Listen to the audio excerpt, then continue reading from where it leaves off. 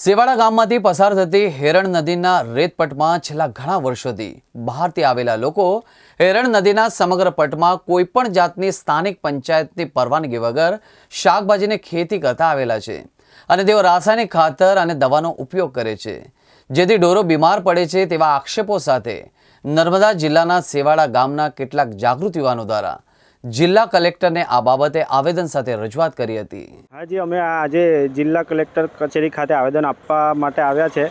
એનો વિષય છે જે સેવાડા ગામની ભાઠાની જમીન છે એ જમીનમાં બહારથી આવતા લોકો ત્યાં વાડી કરે છે અને એ વાડીથી જે નદીનું ખૂબ મોટા પ્રમાણમાં ધોવાણ થાય છે અને એ લોકો જે રાસાયણિક ખાતર તથા દવાનો ઉપયોગ કરે છે, ઝેરી દવાનો ઉપયોગ, એનાથી અમારા ઢોર ઢાંખર બીમાર પડે છે, પ્લસ અમારે પાણીની તંગી વર્તાય છે ઉનાળાના સમયે। તો એ બાબતે ન કરવા દેવા બાબતથી લઈને અમે આ વાંધા અરજી કલેક્ટર સાહેબશ્રીને આપવા આવેલ છે। આ બાબતે તમે તમારા તાલુકાના જે અધિકારીઓ છે એમને રજૂઆત કરેલી છે આગળ? હા જી, આ બાબતની જાણ અમે તલાટીશ્રી, વહીવટદારશ્રી અને મામલતદાર કચેરીએ અમે 3 જગ્યાએ રજૂઆત કરેલ છે, પણ ત્યાં લોકોથી કોઈપણ કાર્યવાહી કાં તો અમે જઈએ છીએ તો અમને સરકારી જવાબો આપીને પાછા મોકલી દેવામાં આવે છે કે થઈ જશે, પ્રોસેસમાં છે, આવું બધા જવાબો આપીને પાછા મોકલી દેવામાં આવે છે।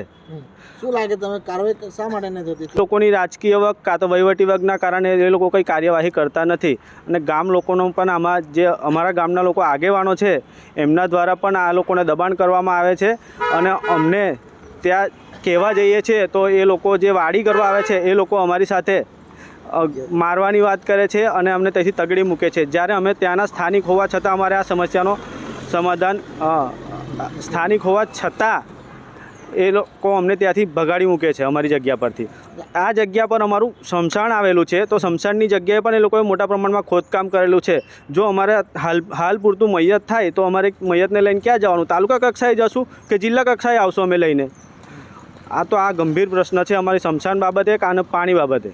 ખૂબ મોટા પ્રમાણમાં રાસાયણિક ખાતરો લાવીને એ લોકો અંદર પાણીમાં ભેળવે છે, એ પાણી વહીને જે એનો વેણ આવે છે એ પાણી જે અમારા ઢોર ઢાંખર પીવે છે તો એ બીમાર પડે છે અને એથી અમને આર્થિક રીતે ઘણું બધું મોટું નુકસાન થાય છે, પશુઓ અમારા મરી જાય છે। જ્યારે અમારું જીવન ગુજરાન, અમે આદિવાસી હોવાથી અમારું જીવન ગુજરાન ઢોર અને બકરા પર આધારિત છે, મજૂરી પર આધારિત છે, તો એ લોકો એ પશુઓ મરી જવાથી અમને ઘણી બધી આર્થિક રીતે તંગી ભોગવવી પડે છે।